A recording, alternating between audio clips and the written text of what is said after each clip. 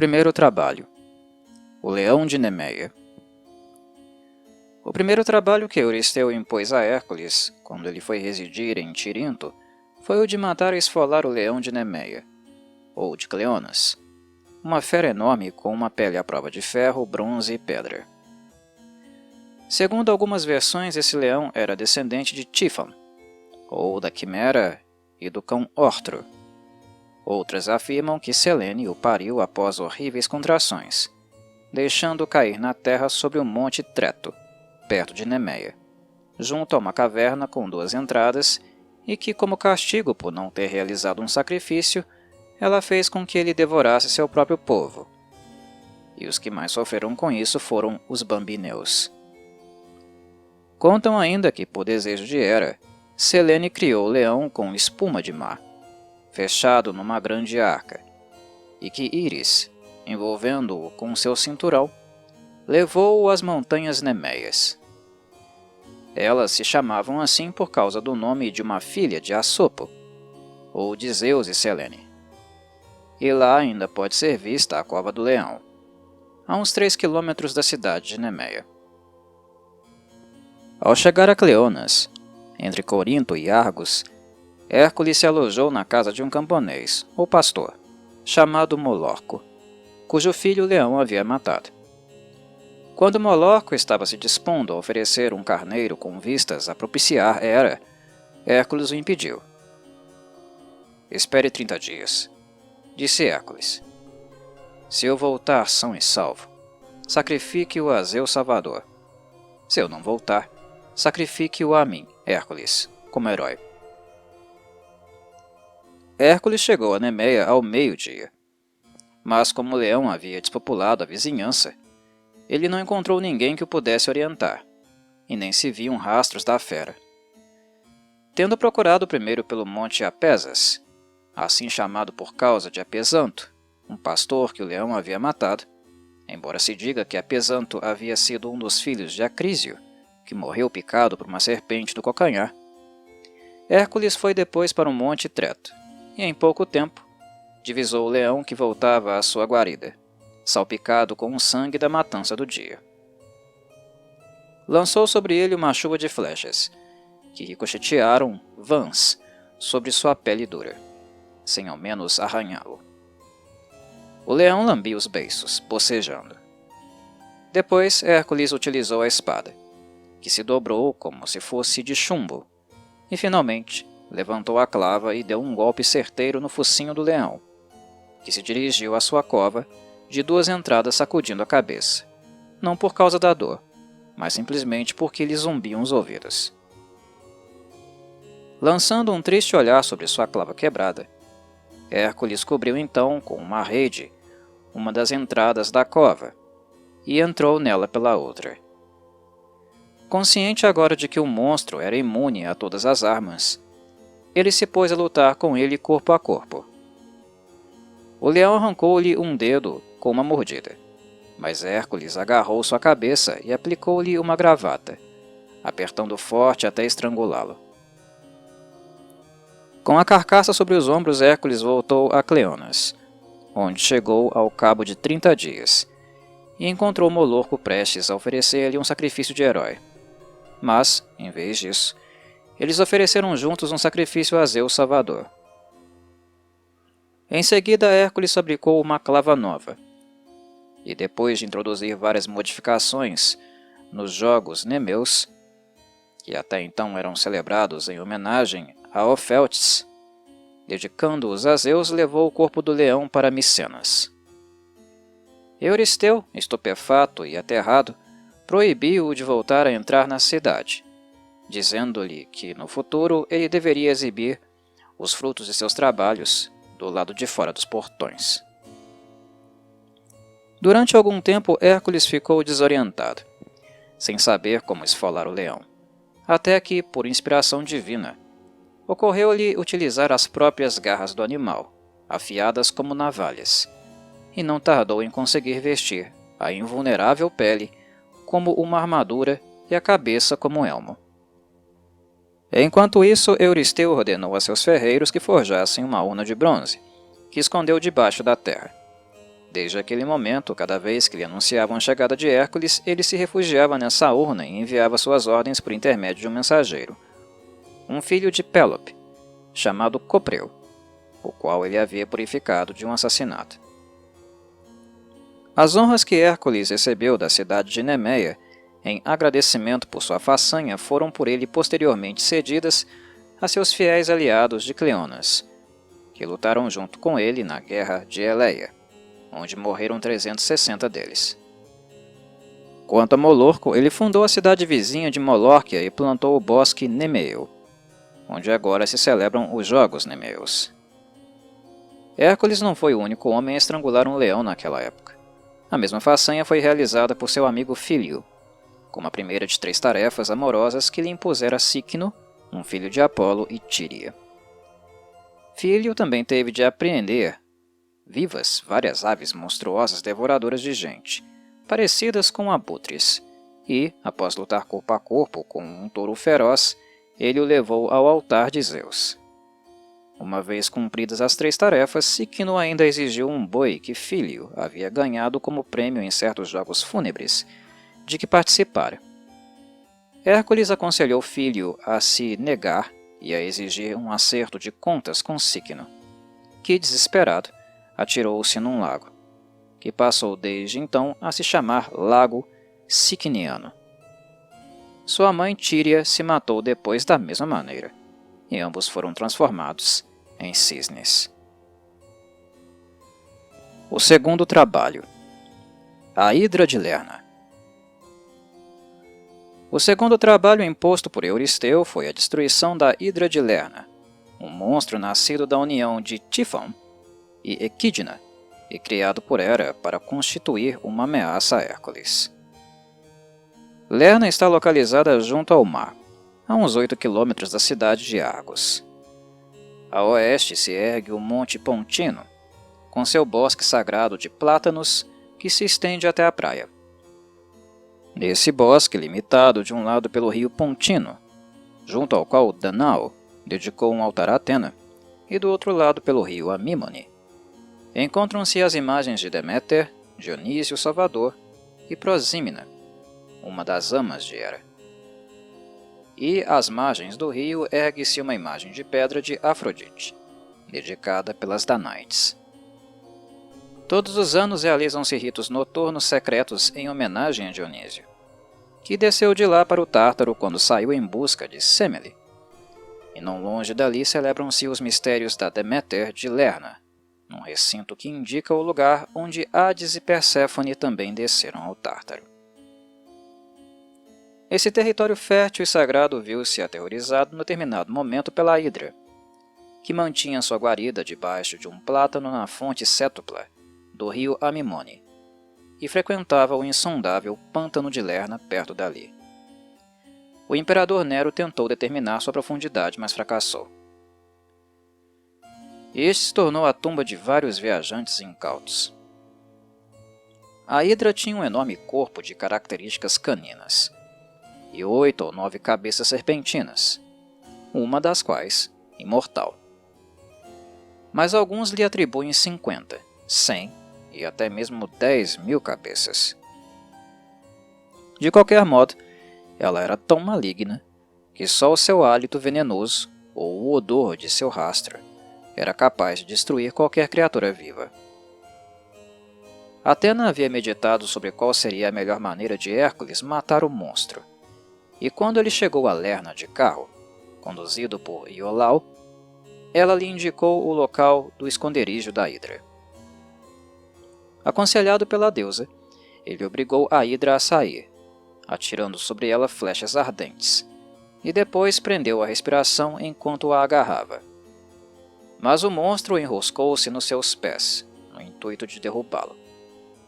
Debalde, Hércules golpeava suas cabeças com a clava, pois, tão logo lhe esmagava uma, nasciam 2 ou 3 no seu lugar.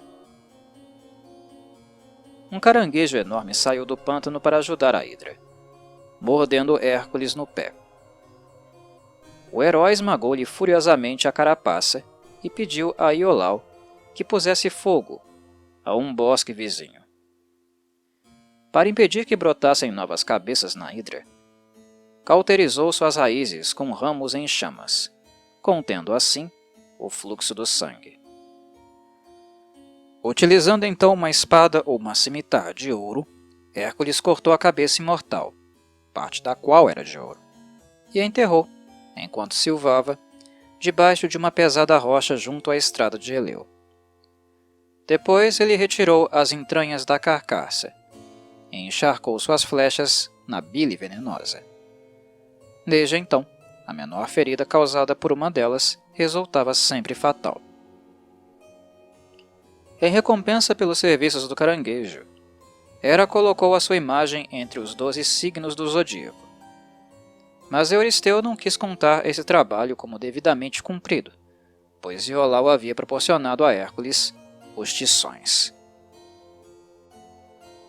O terceiro trabalho, a corça de Cerínia.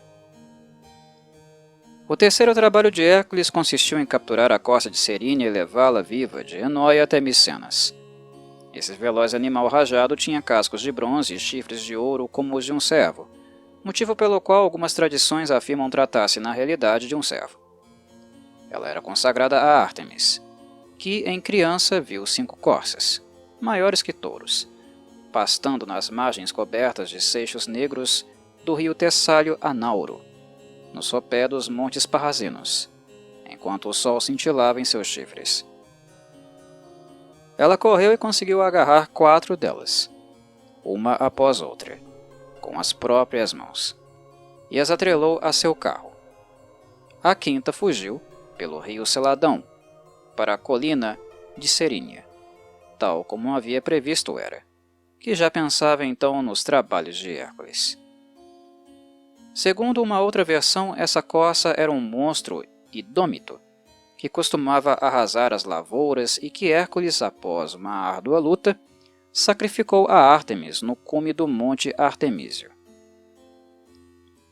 Pouco disposto a matar ou ferir a corça, Hércules realizou esse trabalho sem despender a menor força. Ele a perseguiu incansavelmente durante um ano inteiro, numa caçada que o levou até Istria, no país dos Hiperbóreos.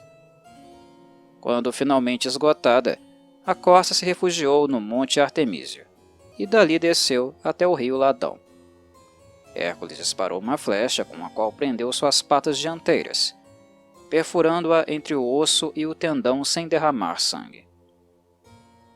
Depois ele a recolheu e carregou nos ombros até Micenas, atravessando a Arcádia. Dizem, porém, que ele teria usado redes, ou que seguiu o rastro da corça até encontrá-la dormindo debaixo de uma árvore. Ártemis saiu ao encontro de Hércules, e o repreendeu por ter maltratado o seu animal sagrado. Mas ele alegou que o havia feito por pura necessidade, e fez recair toda a culpa sobre Euristeu. Assim, ele aplacou a ira da deusa, que lhe permitiu levar a corça viva para Micenas. Uma outra versão deste trabalho reza que a corça era aquela que a Pleiade, Taígete, irmã de Alcione, havia dedicado a Ártemis em agradecimento por havê-la transformado temporariamente em corça, permitindo-lhe assim eludir os abraços de Zeus.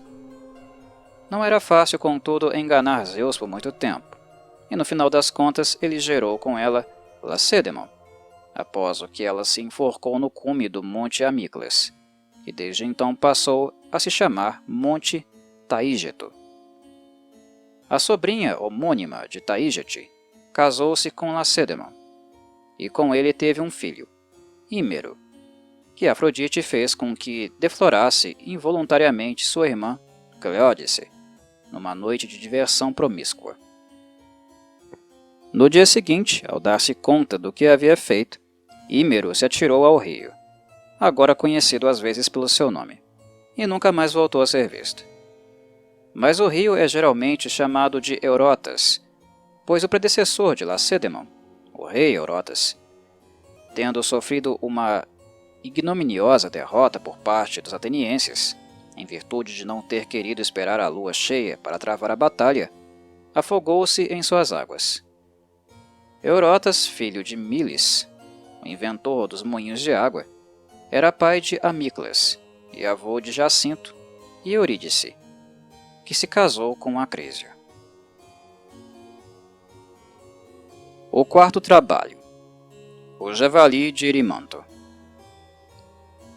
O quarto trabalho de Hércules consistiu em capturar vivo o javali de Erimanto, uma besta feroz e gigantesca que costumava assolar as encostas cobertas de ciprestes do Monte Erimanto e o matagal do Monte Lampeia, na Arcádia, causando estragos na região em torno da Pisófide. O Monte Erimanto leva esse nome por causa de um filho de Apolo que Afrodite castigara com a cegueira por tê-la visto banhar-se nua. Apolo vingou-se, transformando-se num javali e matando Adonis, o amante de Afrodite. A montanha, contudo, é consagrada a Ártemis. Ao passar por Fóloe, em sua viagem rumo ao Erimanto, onde matou Sauro, um bandido cruel, Hércules foi hospedado pelo centauro Folo, filho de Cileno com uma das ninfas do Freixo. Folo serviu a Hércules carne assada, embora ele próprio a preferisse crua, e não se atreveu a abrir o cântaro de vinho comunal dos centauros até Hércules recordá-lo de que se tratava do mesmo cântaro que há 4 gerações Dionísio havia deixado na caverna precisamente para aquela ocasião. Os centauros zangaram-se ao sentir o cheiro do vinho forte. Armados com grandes rochas, abetos arrancados pela raiz, tições e machados de açougueiro, eles irromperam na caverna de Folo, e enquanto ele se escondia, aterrado, Hércules rechaçou audazmente Âncio e Ágrio, seus primeiros atacantes, com uma descarga de tições. Néfele, então, a avó nubilosa dos centauros, fez desabar uma chuva torrencial que acabou por afrouxar a corda do arco de Hércules e por tornar a terra escorregadia. Apesar disso, Hércules valeu-se da mesma coragem demonstrada em suas façanhas anteriores e matou vários centauros, entre os quais Oreu e Ileu. Os demais fugiram para Maleia, onde os acolheu o rei Quiron, que havia sido expulso do Monte Pelion pelos Lápitas. Uma flecha lançada pelo arco de Hércules atravessou o braço de Elato e feriu acidentalmente Quiron. Aborrecido, Hércules extraiu a flecha do joelho de seu velho amigo, e apesar de o próprio Quiron ter obtido os remédios para curar a ferida, eles se revelaram inúteis. Tomado por uma dor lancinante, ele se retirou para sua caverna, embora não pudesse morrer, pois era imortal. Mais tarde, Prometeu ofereceu-se para aceitar a imortalidade em seu lugar, e Zeus aprovou esse acerto.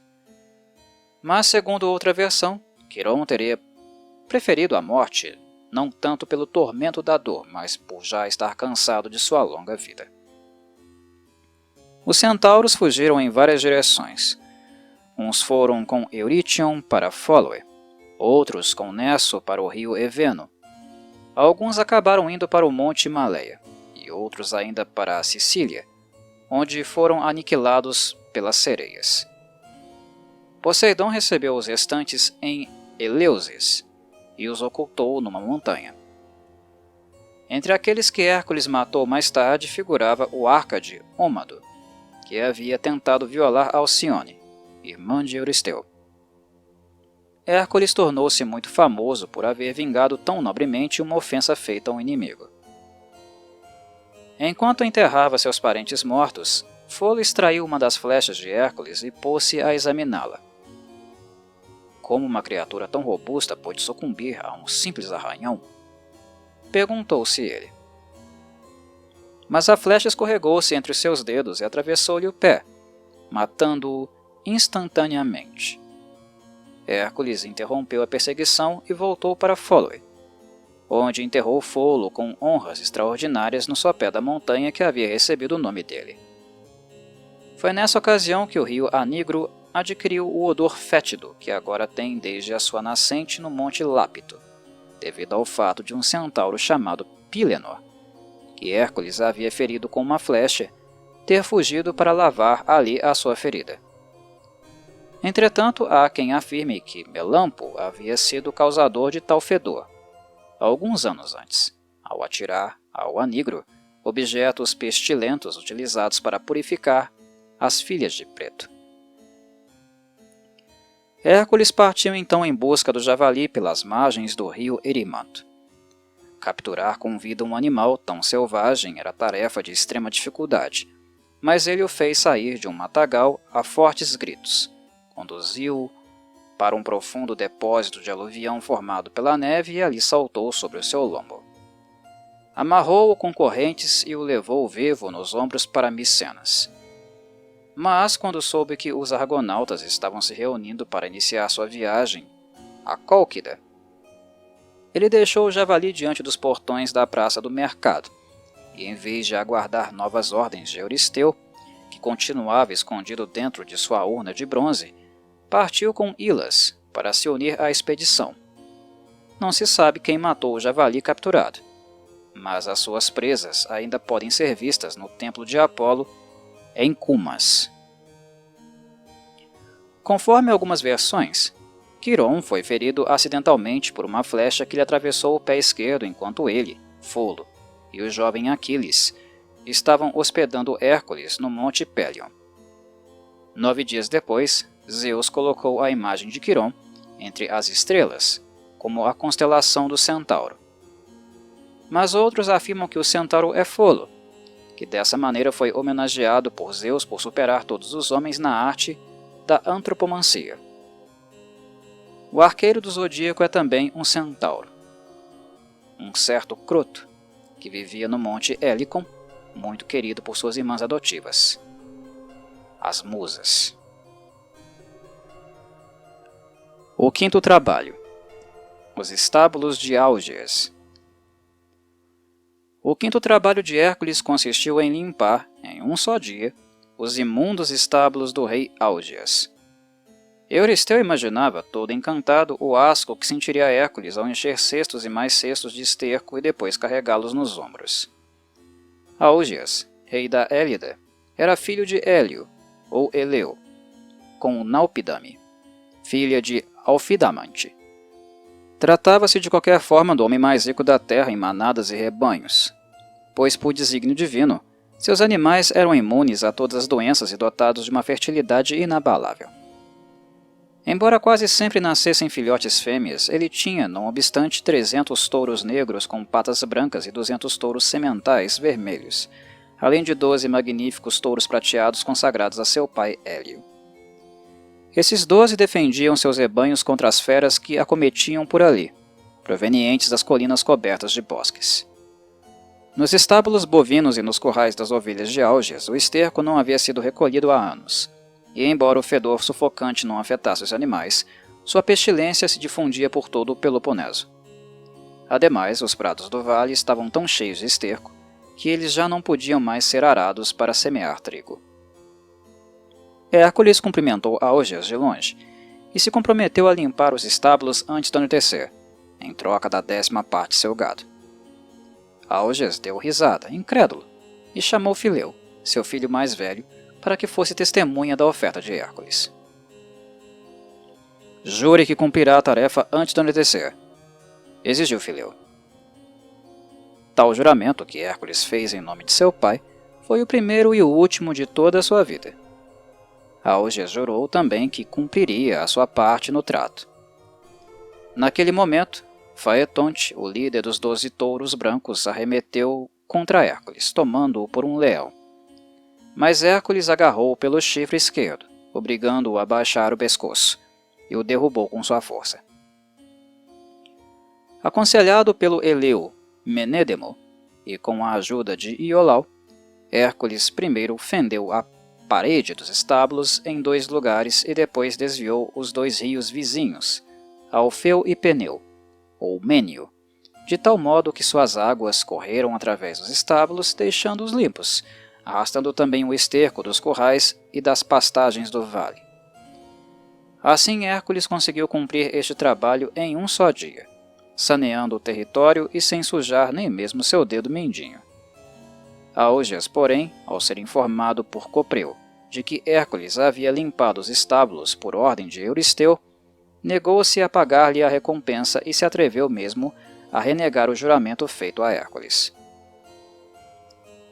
Hércules sugeriu então levar o caso a um tribunal de arbitragem, mas quando os juízes ocuparam seus assentos e Fileu, citado por Hércules, deu testemunho da verdade, Augeas se levantou irritado e os expulsou da Élida, afirmando que Hércules o havia enganado, pois haviam sido os deuses fluviais e não ele quem tinham cumprido a tarefa.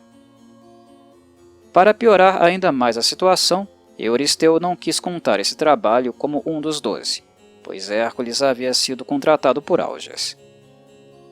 Fileu foi então a do Líquio, e Hércules à corte de Dexâmeno, rei de Oleno, cuja filha, Menísimaque, ele mais tarde salvou do centauro Eurítion. O sexto trabalho. As aves de Estínfalo. No sexto trabalho, Hércules estava incumbido de afugentar as inúmeras aves antropófagas consagradas a Ares que tinham bico, asas e garras de bronze, e que, assustadas com os uivos provenientes da ravina dos lobos, situada na estrada de Orcômeno, haviam fugido para o pântano de Estínfalo. Lá elas procriavam e se banhavam no rio epônimo. De vez em quando, saíam em grandes revoadas para matar homens e animais, descarregando uma chuva de plumas de bronze, e, ao mesmo tempo, um excremento venenoso que arruinava as colheitas. Ao chegar ao pântano, que se encontrava rodeado por espessos bosques, Hércules viu-se na impossibilidade de afugentar as aves com suas flechas, pois eram demasiado numerosas. Ademais, o pântano não parecia sólido bastante para que um homem pudesse caminhar sobre ele, nem líquido o suficiente para que se utilizasse uma embarcação. Enquanto Hércules permanecia na sua margem indeciso, Atena deu-lhe um par de castanholas de bronze feitas por Hefesto, ou talvez tenha sido uma matraca. De pé, num contraforte do monte Silene, que dominava a visão do pântano, Hércules pôs-se a tocar as castanholas, ou a sacudir a matraca, produzindo tal estrépito que as aves alçaram um voo, em grande revoada, enlouquecidas de terror. Ele derrubou centenas delas enquanto se distanciavam, voando na direção das Ilhas de Ares, no Mar Negro, onde mais tarde foram encontradas pelos argonautas. Há quem diga que naquela ocasião Hércules estava junto com eles e teve, assim, a oportunidade de matar outras tantas. As aves do Estínfalo são do tamanho do grou e se parecem muito com um ibis, mas seu bico de bronze não recurvo é capaz de atravessar o peito de quem observa incauto seu voo. Elas vivem também no deserto da Arábia, e lá causam ainda mais dano que os leões ou leopardos, pois se lançam contra o peito dos viajantes e o trespassam. Os caçadores árabes acostumaram-se a usar couraças protetoras de cortiça plisada, nas quais os bicos mortais se embaraçam, dando-lhes assim a possibilidade de apanhar e torcer o pescoço de seus atacantes. É possível que uma revoada desses pássaros tenha emigrado da Arábia para Estínfalo, dando assim nome a toda a espécie. Segundo algumas versões, as assim chamadas aves de Estínfalo eram mulheres, filhas de Estínfalo e Ornis, que Hércules matou por terem se negado a lhe oferecer hospitalidade. Em Estínfalo, no antigo templo de Ártemis Estinfaliana, há imagens dessas aves dependuradas no teto, e atrás do edifício há estátuas de donzelas com patas de ave. Foi lá também que Temeno, filho de Pelasgo, fundou 3 templos em homenagem a Hera. No primeiro, ela era adorada como criança, pois Temeno a havia criado. No segundo, como noiva, porque se casou com Zeus. E no terceiro, como viúva, pois havia recusado Zeus e se retirado para Estínfalo. O sétimo trabalho.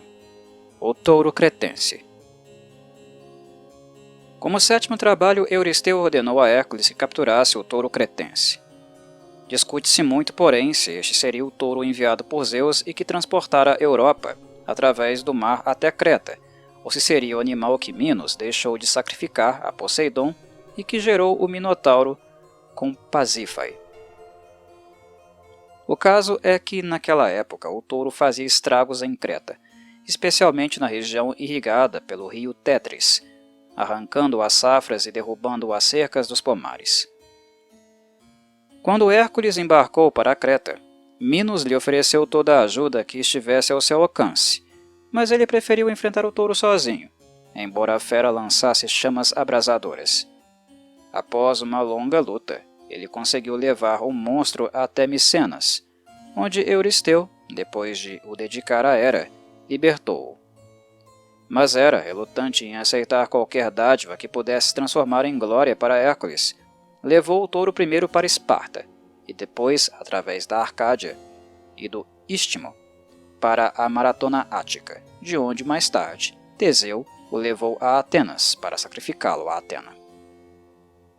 Entretanto, muitos ainda continuam negando a existência do touro de Creta e do de Maratona.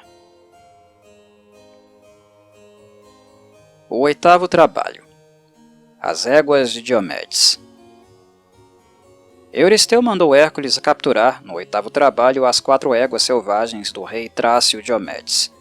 Discute-se se ele era filho de Ares com Cirene ou se havia sido fruto de uma relação incestuosa entre Astéria e seu pai Atlas, que governava os belicosos Pístones e cujos estábulos, situados na agora desaparecida cidade de Tirida, eram o terror da Trácia. Diomedes mantinha as éguas amarradas com correntes de ferro a manjedouras de bronze, e as alimentava com a carne de seus hóspedes, que de nada desconfiavam. Uma versão dessa história diz que se tratava de garanhões, e não de éguas, e que se chamavam Podargos, Lampuxanto e Deino. Com a ajuda de alguns voluntários, Hércules arpou para a Trácia, visitando no caminho o rei Admeto de Féris, seu amigo. Quando chegou a Tirida, ele subjugou os cavalariços de Diomedes e conduziu as éguas para o litoral, onde as deixou num outeiro a cargo de seu valete Abdero, e depois voltou para rechaçar os Bístones que vinham em seu encalço. Embora fossem mais numerosos, ele conseguiu derrotá-los mediante a engenhosa abertura de um canal que fez com que o mar inundasse a planície baixa, e que quando seus inimigos deram meia volta e se puseram a correr, ele os perseguiu. Deixou Diomedes sem sentido com um golpe de sua clava, arrastou seu corpo em torno do lago, que se havia formado, e o colocou diante das próprias éguas, que devoraram sua carne enquanto ele ainda estava vivo. Quando estavam plenamente saciadas, pois durante a ausência de Hércules elas haviam devorado também Abdero, ele as dominou sem grande dificuldade. Segundo outro relato, Abdero, apesar de ser natural de Opunte, na Lócrida, estava a serviço de Diomedes.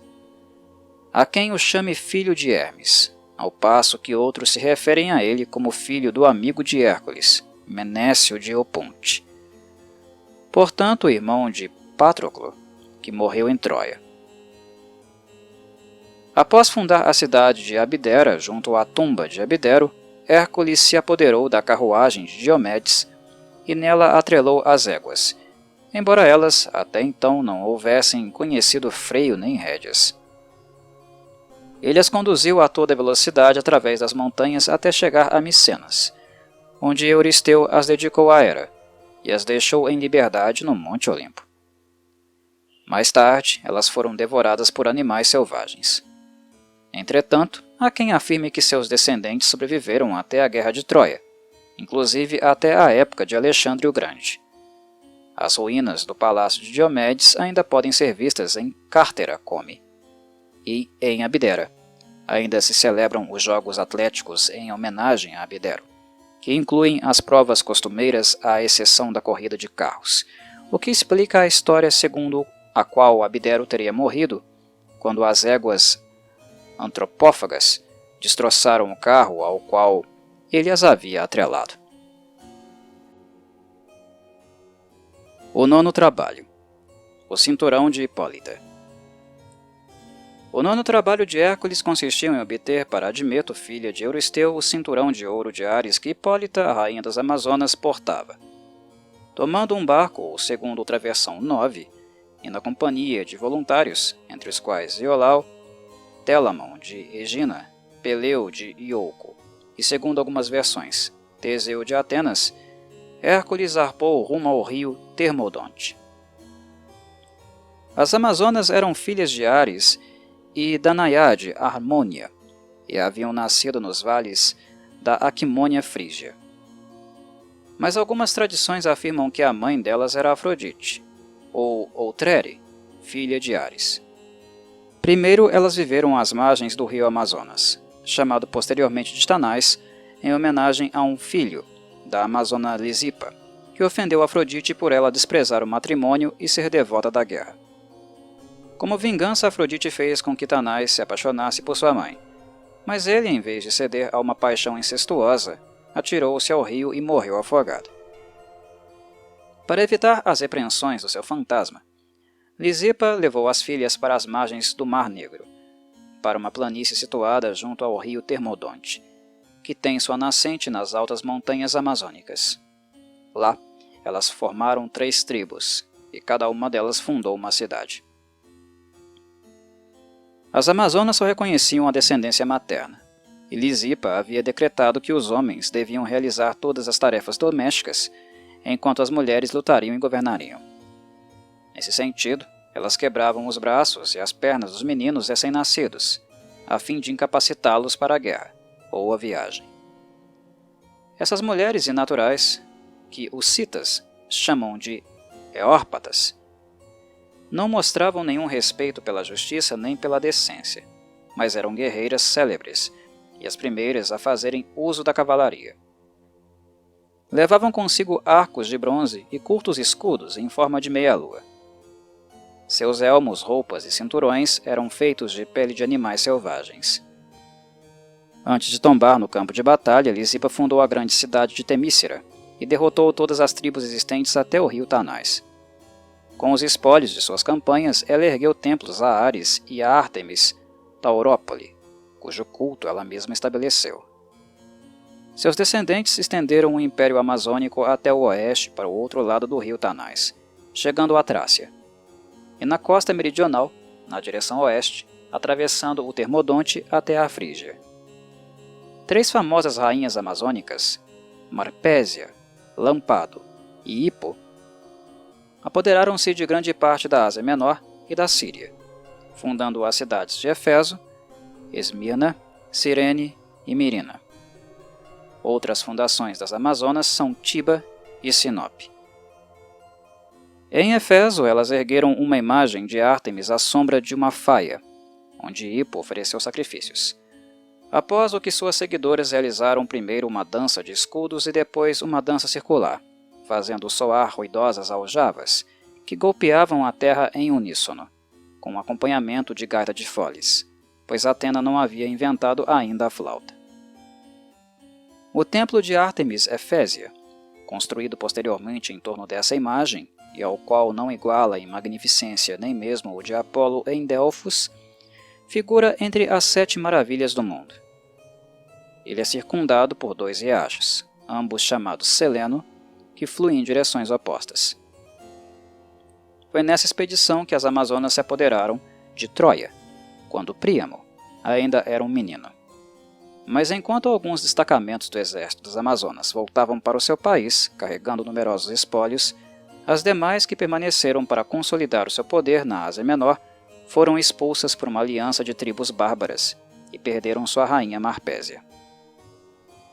Quando Hércules visitou as Amazonas, todas elas já haviam voltado ao rio Termodonte e suas 3 cidades eram governadas por Hipólita, Antíopa e Melanipa.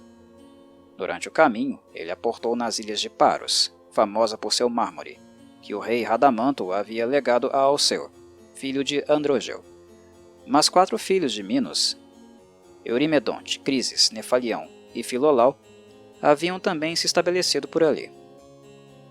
Quando os marinheiros da tripulação de Hércules desembarcaram em busca de água e foram assassinados pelos filhos de Minos, o herói indignado matou os 4 e pressionou de tal modo os pários que eles enviaram mensageiros oferecendo-lhe 2 homens, à sua escolha, para que se tornassem seus escravos, em compensação pela morte dos marinheiros.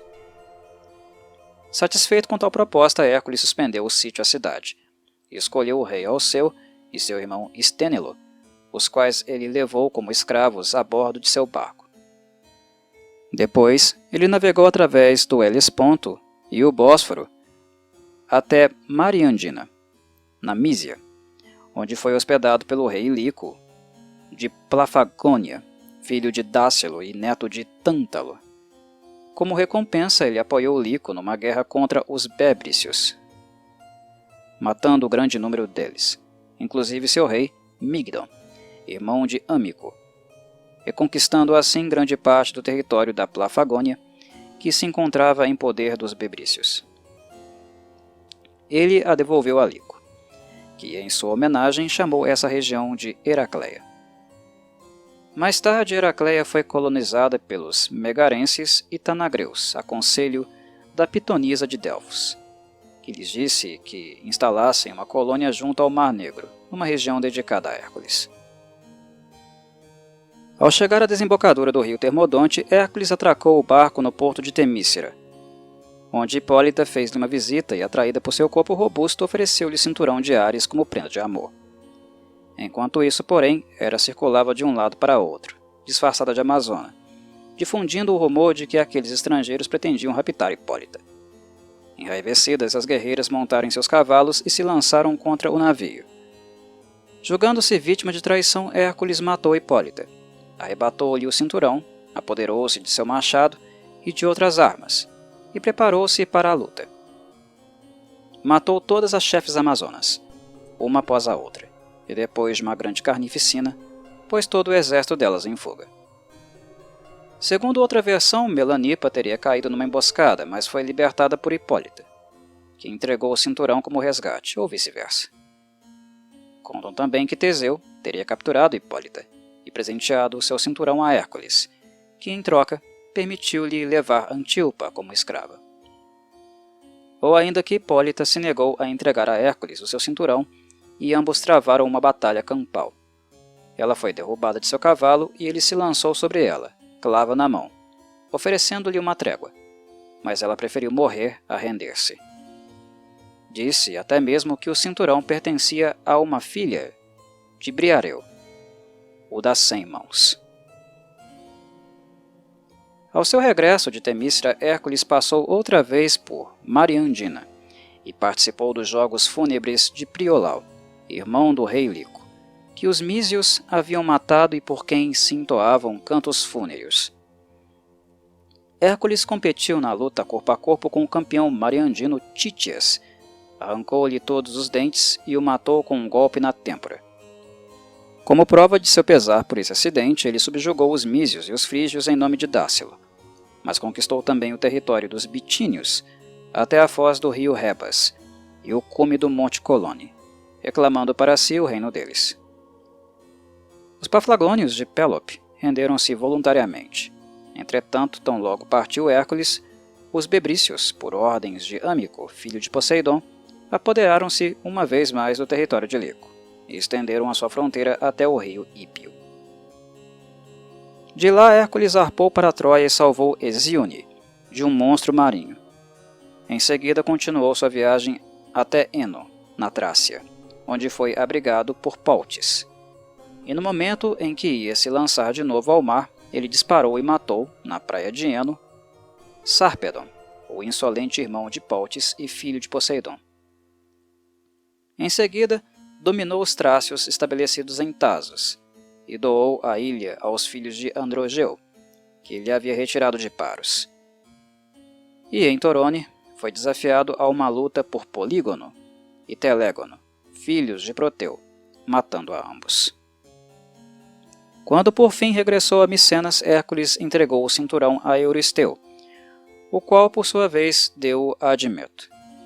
Quanto ao resto da pilhagem arrebatada às Amazonas, ele ofereceu suas ricas túnicas ao templo de Apolo em Delfos, e o machado de Hipólita à rainha Ônfale, que o incluiu entre os emblemas sagrados dos reis lídios.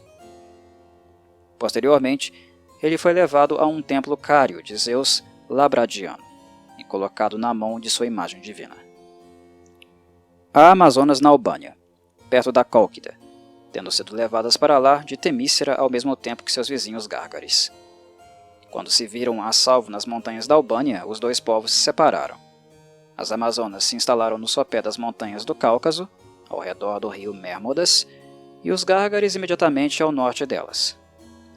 Toda primavera, num determinado dia, grupos de jovens amazonas e de jovens gárgares se reúnem no cume da montanha que separa os seus territórios, e após realizar um sacrifício conjunto, passam 2 meses lado a lado, gozando promiscuamente do intercurso sexual, ao abrigo da noite. Então, logo uma amazona fica grávida, ela volta para casa. As meninas que nascem se tornam amazonas e os meninos são enviados aos gárgares, que, não tendo um meio de averiguar sua paternidade, distribuem-nos entre suas cabanas mediante sorteio. Numa época posterior, a rainha das Amazônias, Minícia, saiu de sua corte albanesa ao encontro de Alexandre o Grande, em Hircânia, lugar frequentado pelos tigres, e lá desfrutou de sua companhia durante 13 dias na esperança de gerar um filho dele, mas morreu pouco depois sem realizar seu desejo. Devem-se distinguir essas Amazonas no Mar Negro das aliadas líbias de Dionísio, que, num determinado período, habitaram em Héspera, uma ilha do lago Tritones, tão rica em pomares, ovelhas e cabras, que seus habitantes não tinham necessidade de cultivar cereais. Depois de se apoderarem de todas as cidades da ilha, à exceção da Sacramene, sede dos comedores de peixes etíopes, que exploram minas de esmeralda, rubi, topázio e sárdio, elas venceram os líbios e os nômades das vizinhanças, e fundaram a grande cidade de Quersoneso, assim chamada por estar edificada numa península. Desde essa base, elas atacaram os Atlantes, a nação mais civilizada a oeste do Nilo, cuja capital se encontra na ilha atlântica de Cerne. Mirina, a rainha amazônica, contava com uma força de 30.000 guerreiras a cavalo e 3.000 de infantaria. Todas levavam arcos que utilizavam durante a fuga para disparar setas certeiras contra seus perseguidores, e ostentavam couraças feitas com as peles das incrivelmente gigantescas serpentes líbias. Mirina invadiu o país dos Atlantes, infligiu-lhes uma derrota decisiva e, ao passar por Cerne, apoderou-se da cidade. Depois, passou todos os homens à espada, tomou as mulheres e as crianças como escravos e arrasou as muralhas da cidade. Quando os atlantes que ainda restavam concordaram em se render, ela os tratou com justiça, travou amizade com eles, e como compensação pela perda de Cerne, ela construiu a nova cidade de Mirina, onde instalou os prisioneiros e todas as outras pessoas que desejassem ali viver. Como os atlantes então se ofereceram a lhe render honras divinas, Mirina os protegeu contra a tribo vizinha dos Górgones, matando muitos deles numa batalha encarniçada, além de fazer não menos que 3.000 prisioneiros. Aquela noite, todavia, enquanto as Amazonas celebravam a vitória com um banquete, os prisioneiros roubaram-lhes as espadas. E a um determinado sinal, o corpo principal dos Górgones, que havia se reunido e se escondido num bosque de carvalhos, lançou-se de todos os flancos e massacraram as seguidoras de Mirina. Mirina conseguiu escapar. Suas companheiras mortas jazem enterradas em 3 grandes túmulos, chamados de Túmulos das Amazonas.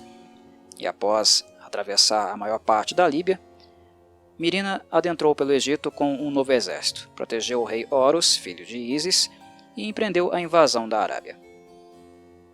Há quem afirme que foram essas Amazônias líbias, e não as do Mar Negro, que conquistaram a Ásia Menor, e que Mirina, após escolher os lugares mais convenientes para o seu novo império, fundou várias cidades costeiras, entre as quais Mirina, Cime, Pitane, Priene e outras mais até o interior.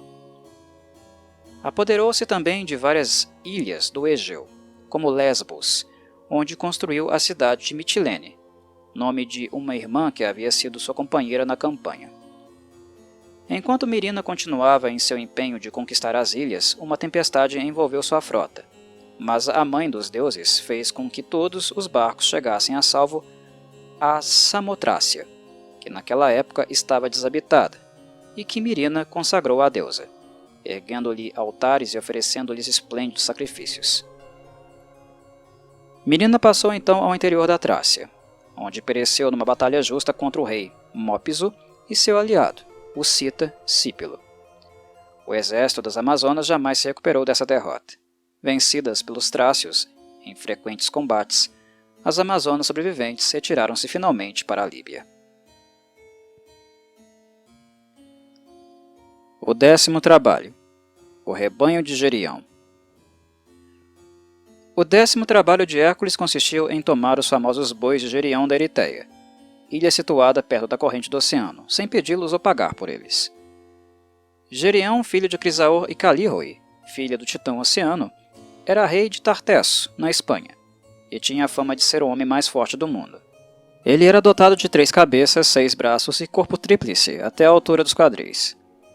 Os pesados bois vermelhos de Gerião, animais de extraordinária beleza, eram guardados pelo pastor Eurítion, filho de Ares, e pelo cão bicéfalo Ortro, que pertencera a Atlas, nascido da união de Tífon e Equidna. Durante sua passagem pela Europa, Hércules matou muitas feras e quando por fim chegou a Tartesso, ele ergueu um par de colunas, uma diante da outra dos 2 lados do estreito, uma na Europa e outra na África. Há quem afirme que os 2 continentes estiveram unidos no passado e que ele abriu um canal entre eles, ou que separou os rochedos. Outros dizem que, ao contrário, ele estreitou a passagem existente para impedir que baleias e outros monstros marinhos entrassem por ali. Hélio lançou seus raios sobre Hércules, o qual, julgando impossível trabalhar com semelhante calor, tomou seu arco e disparou uma flecha contra o deus. "Basta!" exclamou Hélio, zangado. Hércules desculpou-se pelo mau humor e afrouxou o arco imediatamente. Para não deixar-se superar em cortesia, Hélio emprestou a Hércules sua taça de ouro, que tinha a forma de um nenúfar, dentro da qual ele embarcou rumo à Eritéia. Mas o titã Oceano, para pô-lo à prova, fez com que a taça se agitasse violentamente sobre as ondas. Hércules voltou a tensionar o arco, o que assustou o Oceano, que fez o mar se acalmar.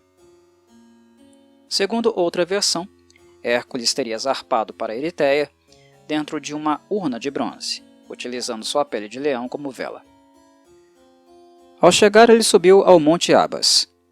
O cão Ortro correu na sua direção, latindo, mas Hércules o matou com a clava. E Eurítion, o pastor de Gerião, que acorreu em auxílio de Ortro, morreu da mesma maneira. Então Hércules começou a levar embora o gado. Menete, que apacentava o rebanho de Hades nas redondezas, embora Hércules não houvesse tocado um só daqueles animais, levou a notícia a Gerião. Desafiado ao combate, Hércules disparou em direção ao flanco de Gerião e lhe atravessou os 3 corpos com uma só flecha. Mas contam que ele permaneceu de pé e disparou-lhe 3 flechas seguidas. Como Hera apressou-se em acudir Gerião, Hércules a feriu com uma flecha no seio direito, o que a pôs em fuga. Ele se apoderou assim do rebanho sem pedi-lo e sem pagar por ele, embarcando na taça de ouro, na qual navegou até Tartesso, devolvendo-a depois agradecido a Hélio. A partir do sangue de Gerião brotou uma árvore que, na época em que as Pleiades ascendem, dá umas frutas parecidas com cerejas sem caroço. Gerião, contudo, não morreu sem descendência. Sua filha Eritéia teve um filho com Hermes, Nórax, que conduziu uma colônia até a Sardenha, mesmo antes da época de Ilo, e lá fundou Nora, a cidade mais antiga da ilha. A localização de Eritéia, chamada também de Eritreia ou Erítria, é motivo de discussão. Algumas tradições a descrevem como uma ilha situada para além da corrente do oceano. Outros a localizam diante da costa da Lusitânia. Outros ainda a identificam como sendo a Ilha de Leão, ou uma ilhota nas cercanias, sobre a qual foi construída a primitiva cidade de Gades, e onde os pastos são tão abundantes que o leite não dá soro, mas apenas coalhada, e é necessário aplicar ventosas ao gado a cada 50 dias para que não se sufoque por excesso de sangue. Essa ilhota, consagrada a Hera, chama-se Eritéia, ou Afrodísia. Leão, a ilha na qual se encontra a atual cidade de Gades, costumava chamar-se Cutinusa, por causa de suas olivas, mas os fenícios mudaram-lhe o nome para Gadira, ou cidade cercada. No cabo ocidental encontram-se o templo de Cronos e a cidade de Gades. No oriental, um templo de Hércules, notável por causa de uma corrente que diminui com a preamar e cresce com a vazante. Gerião está enterrado na cidade, igualmente célebre por causa de uma árvore secreta que assume diversas formas. Entretanto, segundo outro relato, o rebanho de Gerião não pastava em ilha alguma, mas nas encostas montanhosas da parte mais distante da Espanha, diante do oceano. E Gerião era um título do famoso rei Crisaor, que governava todo o país, e cujos 3 filhos, fortes e valentes, ajudavam-no na defesa do seu reino, cada um deles à frente de um exército recrutado entre raças belicosas. Para lutar com eles, Hércules reuniu uma grande expedição em Creta, lugar de nascimento de seu pai Zeus. Antes de partir, os cretenses lhe renderam honras esplêndidas, e em recompensa ele livrou a ilha dos ursos, lobos, serpentes e outros animais selvagens, aos quais ela continua sendo imune. Ele primeiro zarpou para a Líbia, onde matou Anteu e as feras que infestavam o deserto, proporcionando ao país uma fertilidade insuperável. Em seguida visitou o Egito, onde matou Busíris. Depois ele se dirigiu para o oeste, através do norte da África, aniquilando à sua passagem os Górgones e as Amazônias líbias. Fundou a cidade de Hecatômpilo, atual Capsa, na Numídia meridional, e chegou ao oceano nas redondezas de Gades. Lá ele ergueu colunas de cada lado do estreito, e cruzando-o com seu exército até a Espanha, descobriu que os filhos de Crisaor, com os seus 3 exércitos, estavam acampados a uma certa distância uns dos outros. Eles os derrotou e destruiu, um por vez, e finalmente levou consigo os famosos bois de Gerião, deixando o governo da Espanha ao mais digno dos habitantes sobreviventes. As colunas de Hércules são geralmente identificadas como sendo o Monte Calpe na Europa e o Abilia, ou Abilix, na África. Outros dizem que são as ilhotas próximas de Gades, a maior das quais é consagrada a Hera.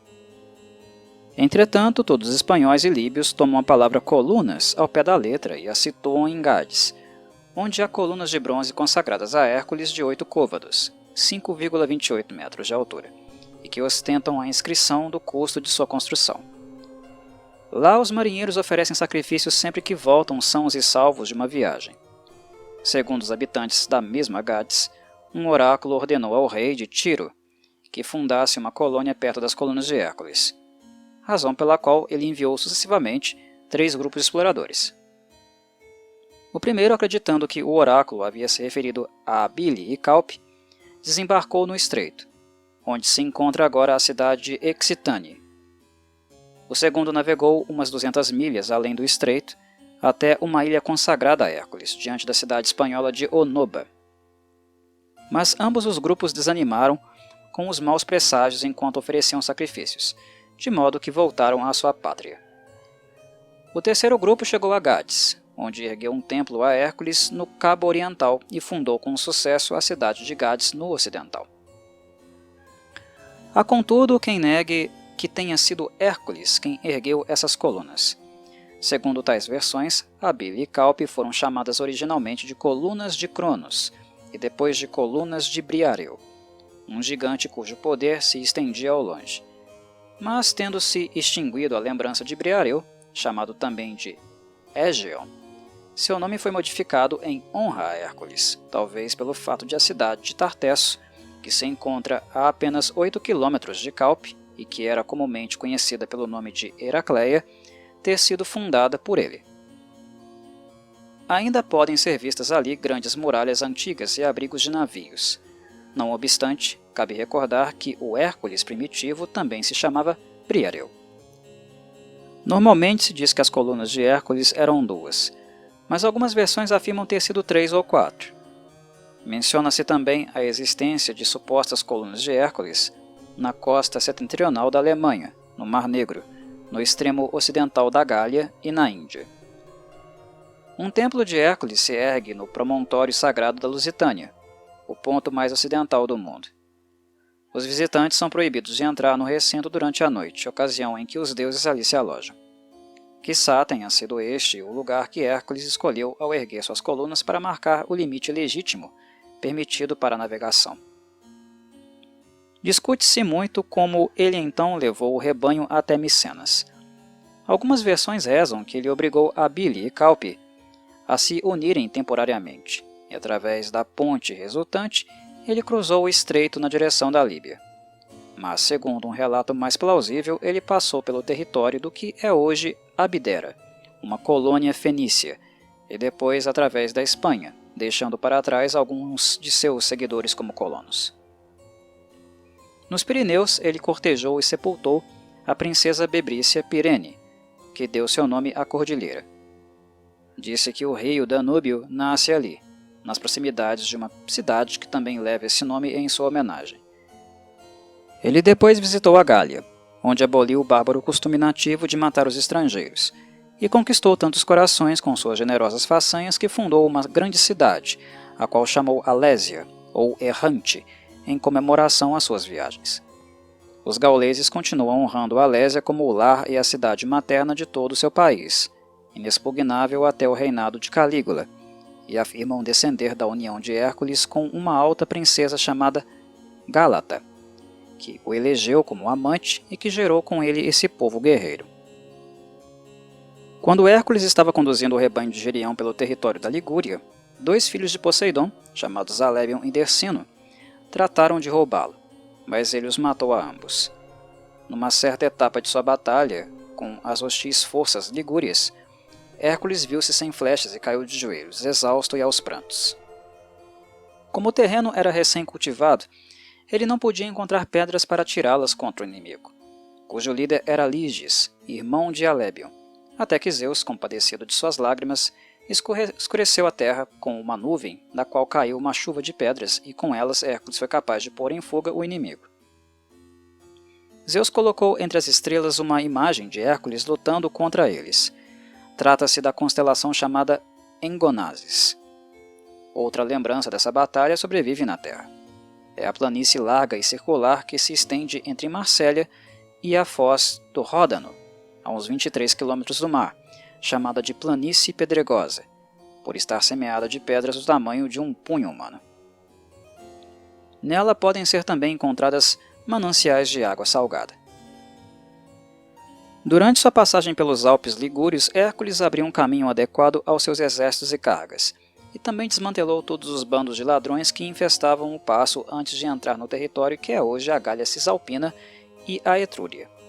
Só após haver percorrido toda a costa da Itália e haver atravessado o estreito para chegar à Sicília, ocorreu-lhe dizer: "Tomei o caminho errado."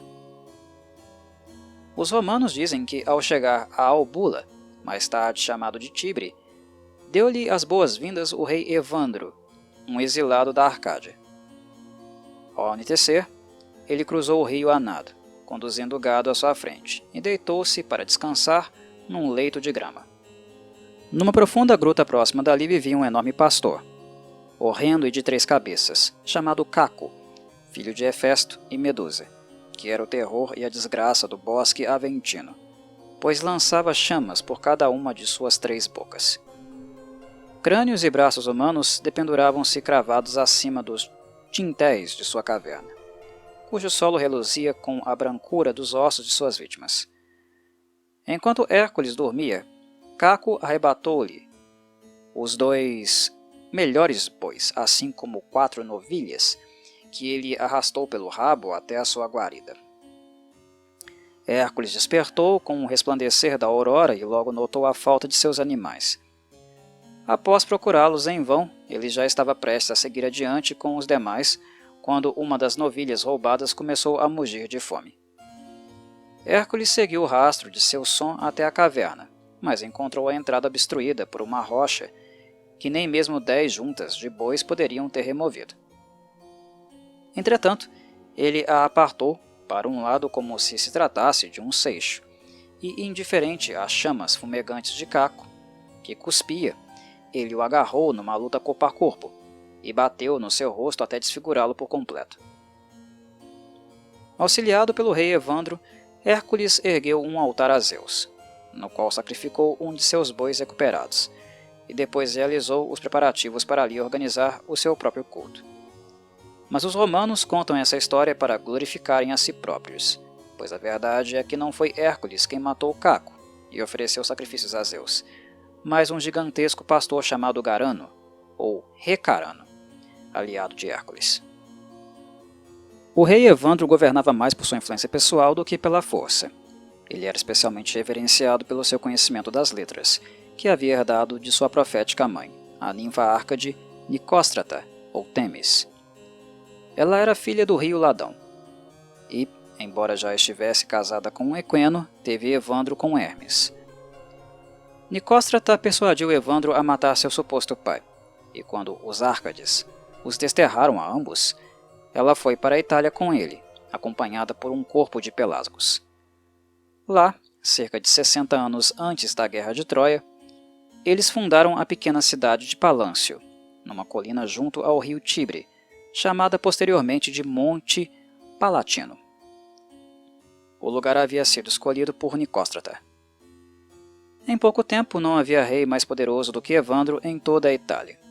Nicóstrata, então chamada Carmenta, adotou o alfabeto pelasgo de 13 consoantes, que Cadmo havia trazido do Egito, a fim de formar o alfabeto latino de 15 consoantes.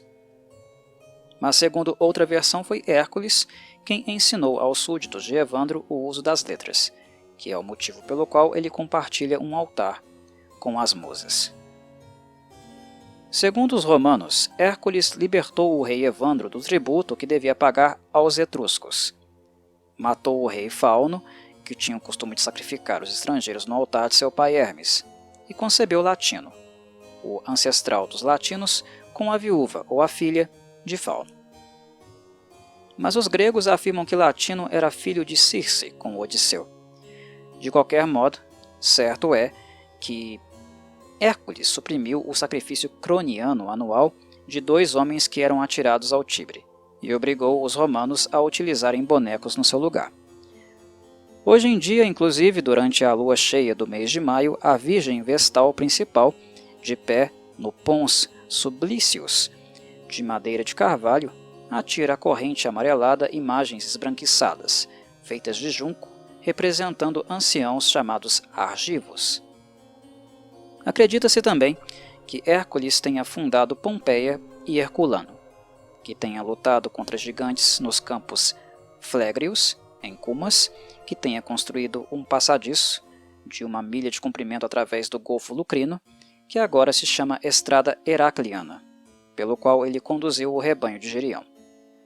Disse ainda que ele se deitou para descansar perto da fronteira entre Régio e a Lócrida Epizefiria, e muito perturbado pelas cigarras, suplicou aos deuses que a silenciassem. Sua súplica foi atendida de pronto, e desde então nunca mais voltou-se a ouvir o canto das cigarras no lado regiano do rio Alesse, embora elas ainda cantem alegremente no lado lócrio. Naquele dia um touro desgarrou-se da manada, meteu-se no mar e chegou nadando até a Sicília. Hércules o perseguiu e o encontrou escondido entre os rebanhos de Érix, rei dos Élymos, filho de Afrodite e Butes. Érix, que era lutador e pugilista, desafiou-o a um torneio quíntuplo.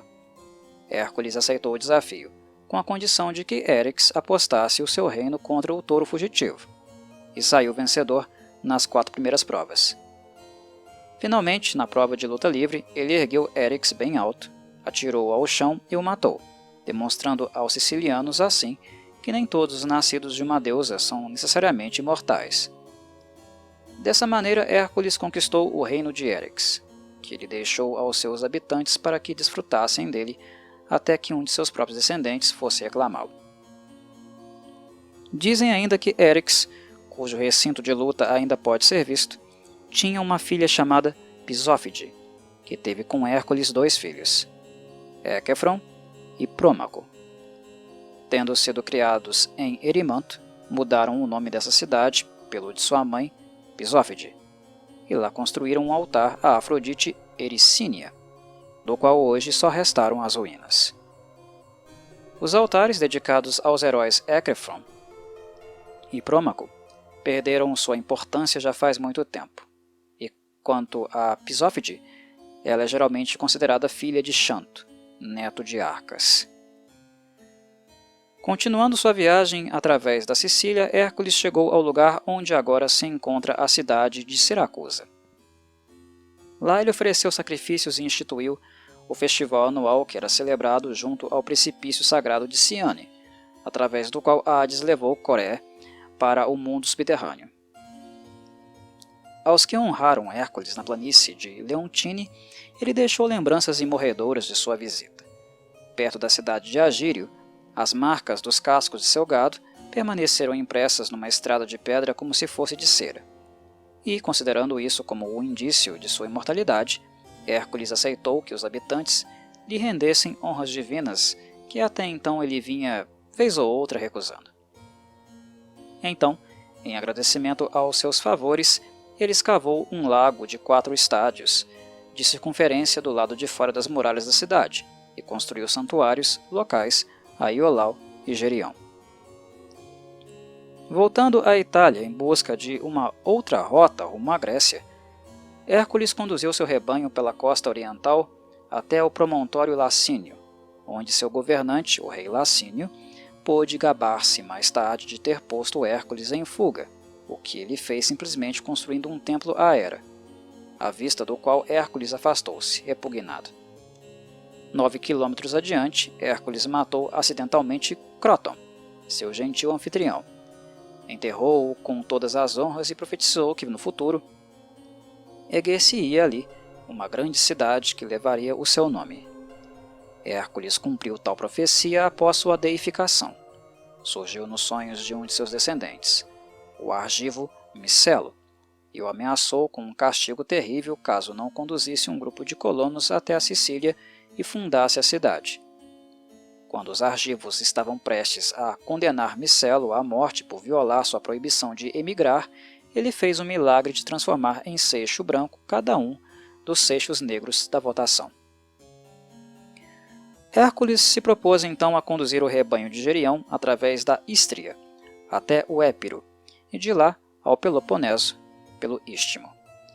Mas a entrada do Golfo Adriático, Hera enviou um moscardo que pôs o rebanho em debandada, dispersando-o através da Trácia até o deserto Cita. Hércules perseguiu-o até lá, e numa noite fria e tempestuosa, ele se cobriu com a pele de leão e adormeceu rapidamente numa colina pedregosa. Ao despertar, observou que as éguas de sua carruagem, que ele havia desatrelado para que pudessem pastar, também haviam desaparecido.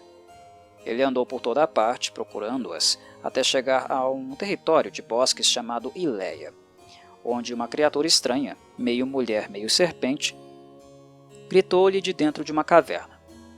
Ela lhe disse que estava com suas éguas, mas que só as devolveria caso ele se tornasse seu amante. Hércules concordou de mau grado e a beijou 3 vezes, após o que a mulher com cauda de serpente o abraçou apaixonadamente, e quando por fim Hércules estava livre para ir embora, perguntou-lhe: "O que será dos 3 filhos que ora carrego no ventre? Quando chegarem à virilidade, deverei deixá-los aqui, onde sou eu a senhora, ou quer tê-los ao seu lado?" "Quando crescerem, observe-os com atenção", respondeu Hércules. "Se algum deles dobrar este arco tal como eu dobro agora, e cingir este cinto tal como eu cinjo agora, eleja o governante de seu país." Dito isto, ele lhe deu um de seus arcos e o cinturão que continha uma taça de ouro dependurada na fivela, e pôs-se de novo em marcha. Ela chamou os trigêmeos de Agatirso, Gelono e Citis. O mais velho foram incapazes de realizar as tarefas propostas, de modo que ela os apartou, mas Citis conseguiu cumprir à risca os ditames paternos. Ela então lhe permitiu ficar, e Citis se transformou assim no ancestral de todos os reis citas, que até hoje ostentam taças de ouro nos cinturões. Outra versão, no entanto, diz que foi Zeus, e não Hércules, quem se curvou à luxúria da mulher com cauda de serpente. e que quando os 3 filhos de tal união ainda governavam o país, caíram do céu 4 objetos de ouro: um arado, um jugo, um machado de combate e uma taça. Agatirzo foi o primeiro que correu para recolhê-los, mas, quando se aproximou, o ouro estava em flamas, e queimou-lhe as mãos. Gelono foi rechaçado da mesma maneira. Todavia, quando Citis, o mais jovem, se aproximou, o fogo cessou de imediato, e assim ele pôde levar para casa os 4 objetos de ouro, e os irmãos mais velhos concordaram em ceder-lhe o reino. Após haver recuperado suas éguas e a maior parte do rebanho extraviado, Hércules levou-os de volta através do rio Estrimão, que represara com pedras com esse propósito, e não deparou com mais aventuras até o pastor gigante Alcioneu, que havia se apoderado do istmo de Corinto, lançar uma rocha sobre o exército que mais uma vez acompanhava Hércules, esmagando nada menos que 12 carros e o número dobrado de cavaleiros. Este era o mesmo Alcioneu que roubara 2 vezes o gado sagrado de Hélio, uma vez na Eritéia e outra na cidadela de Corinto.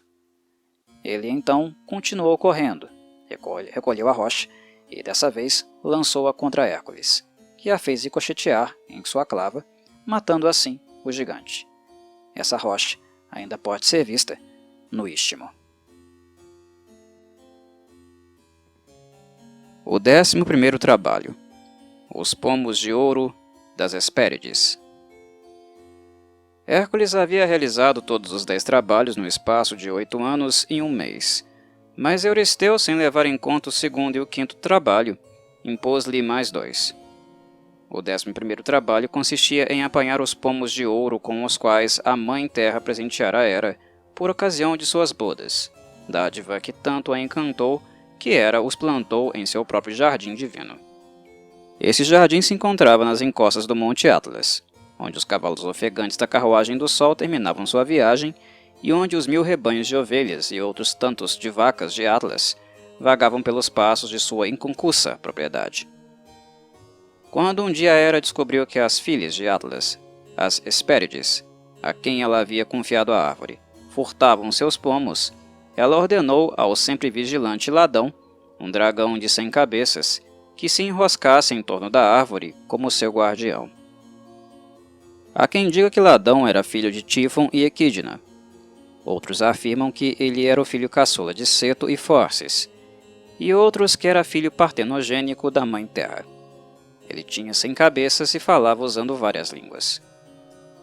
Discute-se igualmente se as Hespérides moravam no Monte Atlas, no país dos Hiperbóreos, no Monte Atlas da Mauritânia, ou em algum lugar para além do oceano, ou em 2 ilhas situadas nas redondezas do promontório, chamado Corno Ocidental, que fica perto da localidade etíope de Hespéria, na extremidade da África. Embora os pomos pertencessem a Hera, Atlas sentia por eles um orgulho de jardineiro. E, quando Têmis o advertiu: um dia, dentro de muito tempo, Titã, sua árvore será despojada de seu ouro por um filho de Zeus. Atlas, que ainda não havia sido punido com a terrível tarefa de suportar nos ombros a abóbada celeste, construiu sólidas muralhas em torno do horto e expulsou de seu território todos os estrangeiros. É bem possível que tenha sido ele quem confiou a guarda dos pomos a Ladão. Hércules, sem saber em que direção se encontrava o jardim das Hespérides, atravessou toda a Ilíria até o rio Pó, lar do deus oracular marinho Nereu. No caminho ele cruzou o Equedoro, pequeno riacho macedônio onde Cicno, filho de Ares e Pirene, o desafiou a um duelo. Ares atuou como assistente de Cicno e dispôs os combatentes, mas Zeus lançou um raio entre eles, de maneira que acabaram desistindo da luta. Quando por fim Hércules chegou ao Pó, as ninfas do rio, filhas de Zeus e Temis, mostraram-lhe Nereu adormecido. Ele agarrou o velho e venerável deus marinho, e subjugando-o apesar de suas numerosas transformações multiformes, obrigou-o a profetizar como podiam ser obtidos os pomos de ouro. Segundo outra versão, Hércules colheu tal informação com Prometeu. Nereu havia aconselhado Hércules a não arrancar ele próprio os pomos, mas deixar que Atlas o fizesse, enquanto ele o aliviaria temporariamente de seu extraordinário fardo. Assim, ao chegar ao Jardim das Hespérides, Hércules pediu a Atlas que lhe fizesse esse favor. O gigante estava disposto a realizar qualquer trabalho em troca de 1 hora de alívio, mas temia Ladão. Assim, Hércules matou instantaneamente o dragão com uma flecha disparada por cima da muralha do jardim. Depois disso, inclinou as costas para receber o peso da abóbada celeste e Atlas foi embora, voltando pouco depois com 3 pomos arrancados por suas filhas. A sensação de liberdade pareceu-lhe deliciosa. Eu mesmo me encarregarei de entregar os pomos a Euristeu, disse Atlas, se você sustentar o firmamento por mais alguns meses. Hércules fingiu que concordava, mas como Nereu o havia advertido a não aceitar nenhuma oferta desse tipo, ele pediu a Atlas que segurasse o céu por mais um instante apenas, enquanto ele poria na cabeça um coxim para servir de apoio. Foi fácil enganar Atlas, que deixou os pomos no chão e voltou a sustentar o firmamento. Hércules aproveitou para recolher os pomos e ir-se embora dali, com um adeus irônico. Ao cabo de alguns meses, Hércules levou os pomos a Euristeu, que os devolveu a ele. Então ele os entregou a Atena, e ela, por sua vez, devolveu-os às ninfas, pois conforme uma lei divina tais frutos não deveriam jamais sair do jardim de Hera. Sedento após cumprir mais esse trabalho, Hércules golpeou a terra com os pés e fez irromper uma corrente de água que mais tarde salvou a vida dos argonautas quando eles estavam prestes a morrer de sede no deserto da Líbia. Enquanto isso, Hera, que chorava a perda de Ladão, pôs sua imagem entre as estrelas como a constelação da serpente. Hércules não voltou a Micenas pela rota direta. Ele primeiro atravessou a Líbia, cujo rei Anteu, filho de Poseidon e da Mãe Terra, tinha o costume de obrigar os estrangeiros a lutar com ele até deixá-los exaustos, para depois matá-los, pois além de ser um robusto e hábil atleta, cada vez que ele tocava a terra suas forças se renovavam. Ele guardava os crânios de suas vítimas para construir o teto de um templo dedicado a Poseidon. Não se sabe se Hércules, que estava decidido a acabar com esse costume selvagem, desafiou Anteu ou se fora este a desafiar. Entretanto, Anteu não revelou ser vítima fácil, pois era um gigante que vivia numa caverna situada debaixo de um altíssimo rochedo, onde se alimentava com carne de leão e dormia sobre a terra desnuda para conservar e aumentar sua força já colossal. A Mãe Terra, que ainda não era estéril, após haver dado à luz o gigante, tinha concebido Anteu numa caverna líbia e tinha mais motivos para se orgulhar dele mesmo do que de seus monstruosos filhos mais velhos, Tífon, Tício e Briareu. Não teria sido fácil para os habitantes do Olimpo se tivessem tido que enfrentá-los nas planícies de Flegra. Preparando-se para a luta, os 2 combatentes tiraram suas peles de leão. Mas, enquanto Hércules se besuntava com azeite à maneira olímpica, Anteu derramou areia quente sobre seus membros. Caso o contato com a terra através das plantas dos pés se mostrasse insuficiente. Hércules pretendia reservar suas forças e cansar Anteu, mas após arremessar seu corpo todo à terra, ele se surpreendeu ao ver como os músculos do gigante inchavam e como o contato com a Mãe Terra infundia nova vida a seus membros. Os combatentes voltaram a se agarrar, e em pouco tempo Anteu deixou-se cair voluntariamente, sem esperar que Hércules o derrubasse. Este, percebendo o que acontecia, levantou-o no ar, a uma grande altura, rompeu-lhe as costelas e, apesar dos gemidos profundos da Mãe Terra, manteve-o suspenso até morrer. Segundo outra versão, essa luta teria ocorrido em Lixos, pequena cidade da Mauritânia situada a uns 80 quilômetros de Tânger, perto do mar, onde se avista uma colina considerada a tumba de Anteu. Os nativos acreditam que, retirando dessa colina algumas cestas de terra, uma chuva cairá incessante, até que a terra ali colhida volte ao seu lugar. Disse também que os jardins das Hespérides se encontravam numa ilha próxima dali, onde existe um altar de Hércules. Mas certo é que, à exceção de algumas poucas oliveiras silvestres, não sobrou lá nenhum vestígio deste jardim. Quando Sertório tomou Tanger, ele abriu a tumba para ver se o esqueleto de Anteu era tão grande como rezava a tradição. Atônito, constatou que media 60 côvados, após o que mandou lacrar novamente a tumba e ofereceu a Anteu sacrifícios de herói. Nas redondezas, costuma-se dizer que Anteu fundou Tanger, anteriormente chamada Tingis, ou que Sófax, filho de Tinga, viúva de Anteu, com Hércules, reinou nesse país e deu à cidade o nome de sua mãe. O filho de Sófax, Diodoro, subjugou muitas nações africanas, com um exército grego recrutado entre os colonos micênicos, que Hércules havia estabelecido ali. Os mauritanos são de origem oriental, e assim como os farúzios, descendiam de certos grupos de persas que acompanharam Hércules à África. Mas há quem afirme que sejam descendentes dos cananeus, que o israelita Josué expulsara de seu país. Em seguida, Hércules visitou o oráculo de Amon, onde solicitou uma entrevista com seu pai Zeus.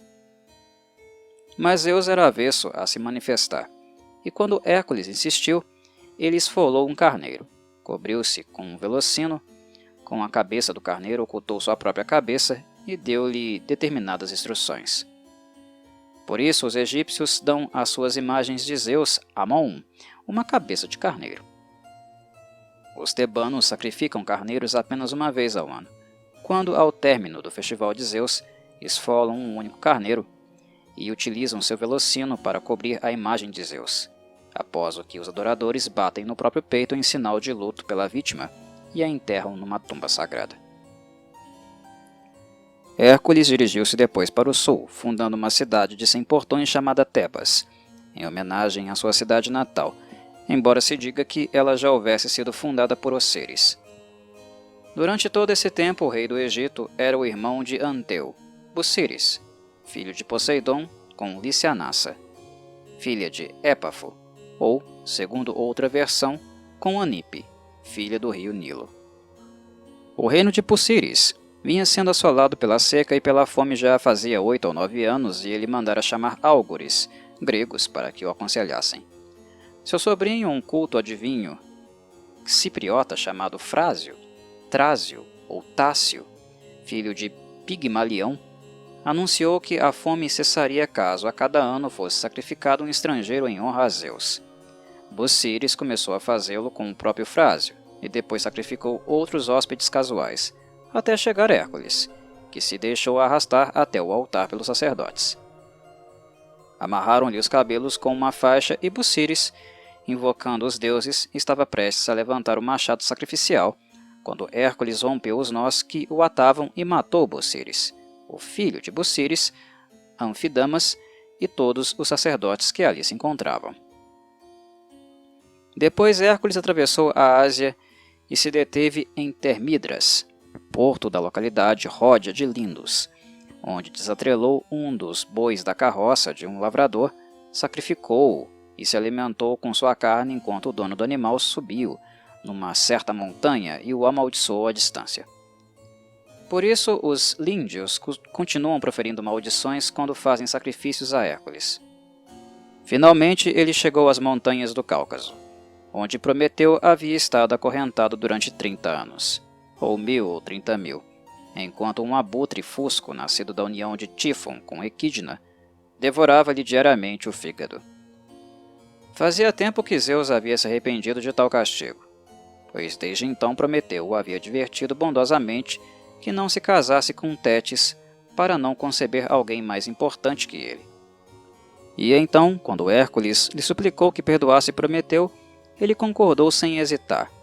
Mas como ele o havia condenado a um suplício eterno, Zeus estipulou que Prometeu deveria portar sempre um anel feito a partir de suas correntes e engastado com uma pedra caucasiana, para que continuasse parecendo um prisioneiro.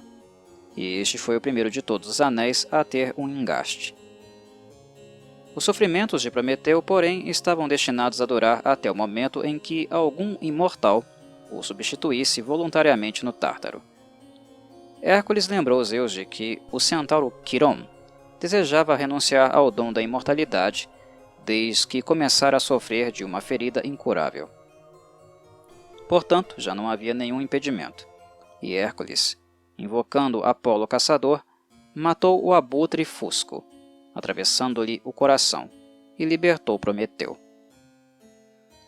Os seres humanos começaram a portar anéis em homenagem a Prometeu, e também grinaldas, pois ao ser libertado, Prometeu recebeu a ordem de se coroar com uma grinalda de salgueiro, e Hércules, para acompanhá-lo, coroou-se com uma de oliveira silvestre. Zeus onipotente pôs a flecha entre as estrelas como a constelação de Sagitário, e até hoje os habitantes das montanhas do Cáucaso consideram um abutre fusco um inimigo da humanidade. Eles queimam os seus ninhos com dardos flamejantes e preparam armadilhas contra ele a fim de vingar os sofrimentos de Prometeu. O 12º trabalho, a captura de Cébero. O último e mais árduo dos trabalhos de Hércules foi trazer o cão Cérbero do Tártaro. Para se preparar, Hércules foi até Eleusis, onde solicitou que lhe permitissem participar dos mistérios e portar a coroa de mirto.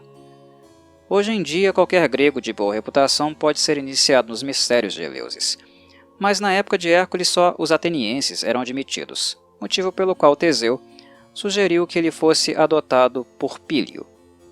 Assim fez Pílio, e quando Hércules foi purificado de sua matança dos centauros, pois quem tivesse as mãos manchadas de sangue não podia participar dos mistérios, ele foi devidamente iniciado por Museu, filho de Orfeu, tendo Teseu como padrinho. Eumolpo, porém, fundador dos mistérios maiores, havia ordenado que nenhum estrangeiro fosse admitido, e por conseguinte, os eleusinos, reticentes em recusar a solicitação de Hércules, mas duvidando de que a adoção feita por Pílio o convertesse num legítimo ateniense, criaram os mistérios menores para o favorecer. Segundo outra versão, foi a própria Deméter quem o honrou, instaurando nessa ocasião os mistérios menores. Todos os anos celebram-se duas séries de mistérios eleusinos, os maiores, em homenagem a Deméter e Coré, e os menores, em homenagem a Coré apenas. Os mistérios menores, que constituem preparação para os maiores, são uma recordação dramática do destino de Dionísio, que os eleusinos representam em Agra, junto ao rio Ilisso, no mês de Antestério. Os principais ritos são o sacrifício de uma corça, que os iniciados primeiro lavam no rio Cântaro, e sua subsequente purificação, oficiada por um sacerdote que leva o nome de Hidrano. Depois, eles têm de esperar pelo menos um ano antes de poderem participar dos mistérios maiores, que se realizam na própria cidade de Eleusis, no mês de Boedrômio, e, ademais, devem jurar diante do Mistagogo que guardarão o segredo antes de serem preparados. Enquanto isso, nega-se-lhes a entrada no templo de Deméter, e eles têm de esperar no vestíbulo durante as solenidades. Uma vez purificado e preparado dessa maneira, Hércules desceu ao Tártaro, a partir do Tênaro, Lacedemônio, ou, conforme alguns, a partir da Península Aquerúcia, perto de Heracleia, no Mar Negro, onde ainda podem ser vistas as profundezas, as marcas de sua descida. Ele foi guiado por Atena e Hermes, pois sempre que se via esgotado pelos seus trabalhos, ele gritava desesperado por Zeus, e Atena se apressava em descer para o consolar. Aterrado pela carranca de Hércules, Caronte fê-lo atravessar, em seu barco, o rio Estige, sem vacilar, e como punição por tal irregularidade, Hades o manteve acorrentado durante um ano inteiro. Quando Hércules saltou do estranho barco, todos os espíritos fugiram, exceto Meleagro e a Górgona Medusa. Ao vê-la, ele desembanhou a espada, mas Hermes o tranquilizou, dizendo-lhe que se tratava apenas de um fantasma. E quando ele apontou uma flecha contra Meleagro, que ostentava uma brilhante armadura, ele lhe disse sorrindo: Não deveis temer dos mortos. E ambos conversaram amistosamente por um momento, ao final do qual Hércules se ofereceu para se casar com a irmã de Meleagro, Dejanira. Perto dos portões do Tártaro, Hércules encontrou seus amigos Teseu e Pirito, amarrados a cadeiras de tortura. Libertou Teseu, mas viu-se obrigado a deixar Pirito ali. Depois ele retirou a pedra sob a qual Deméter havia aprisionado Ascálafo, e em seguida, desejoso de comprazer as almas com uma oferenda de sangue quente, matou uma das reses de Hades. Seu pastor Menete, ou Menécio, filho de seu Tônimo, desafiou-o a uma luta, mas Hércules o agarrou pela cintura e quebrou-lhe as costelas. Diante de tal cena, Perséfone, que havia saído do seu palácio para cumprimentar Hércules como irmão, interveio e suplicou-lhe que poupasse a vida de Menete. Quando Hércules pediu que lhe entregassem Cérbero, Hades, que se encontrava junto de Perséfone, respondeu-lhe sinistro: Ele é seu, caso consiga dominá-lo sem o uso da clava ou das flechas. Hércules encontrou o cão acorrentado aos portões de Aqueronte e o agarrou resolutamente pelo pescoço, do qual surgiram 3 cabeças, de cada uma das quais brotavam serpentes. Cérbero ergueu o rabo farpado para golpeá-lo, mas Hércules, protegido pela pele de leão, não afrouxou o golpe até que o monstruoso cão se rendeu sufocado. De volta do Tártaro, Hércules teceu para si uma grinalda de ramos da árvore que Hades havia plantado nos Campos Elíseos, como recordação de sua amante, a bela ninfa Líuce. As folhas exteriores dessa coroa continuaram sendo negras, pois essa é a cor do mundo subterrâneo. Mas as que roçavam a fronte de Hércules adquiriram uma cor branco-prateada por causa de seu suor glorioso. Assim se explica porque ele foi consagrado o Álamo Branco, ou Choupo, pois a cor significa que Hércules levou a cabo façanhas em ambos os mundos.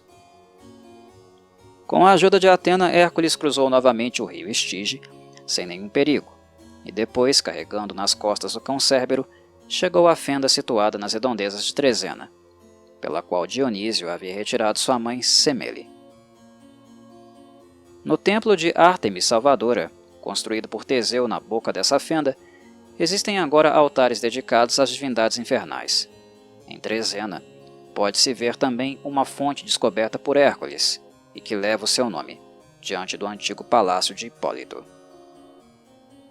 Segundo outro relato, Hércules arrastou Cérbero amarrado com correntes adamantinas, através de uma via subterrânea que conduzia à sombria caverna de Acone, perto de Mariandina, no Mar Negro. Enquanto Cérbero resistia, evitando com os olhos a luz do sol e latindo furiosamente com suas 3 bocas, sua saliva espirrou nos campos verdes, fazendo brotar o acônito, erva venenosa também chamada de Hécates, pois Hécate foi a primeira a usá-la. Outro relato diz ainda que Hércules voltou ao ar superior através de Tênaro, famoso pelo seu templo em forma de caverna diante do qual havia uma imagem de Poseidon. Mas, se alguma vez existiu algum caminho que ligava aquele lugar ao inferno, ele foi fechado desde então. Finalmente, há quem diga que ele saiu pelo recinto de Zeus Lafístio, no Monte Lafístio, onde há uma imagem de Hércules de olhos brilhantes. Conforme todas as tradições, quando Hércules levou Cérbero para Micenas, Euristeu, que estava oferecendo um sacrifício, entregou-lhe a porção que se dava a um escravo, reservando os melhores bocados para os seus próprios parentes. Hércules então manifestou seu justo ressentimento, matando 3 dos filhos de Euristeu: Perímedes, Euríbio e Eurípilo.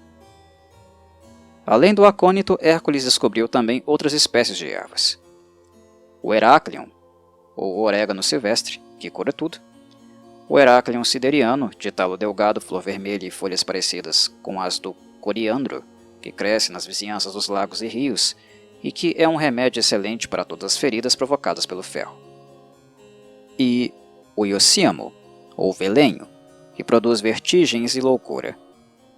O Heráclion ninfeu, que tem uma raiz parecida com uma clava, foi chamado assim por causa de uma certa ninfa abandonada por Hércules, e que morreu de ciúmes. Ela deixa os homens impotentes durante 12 dias.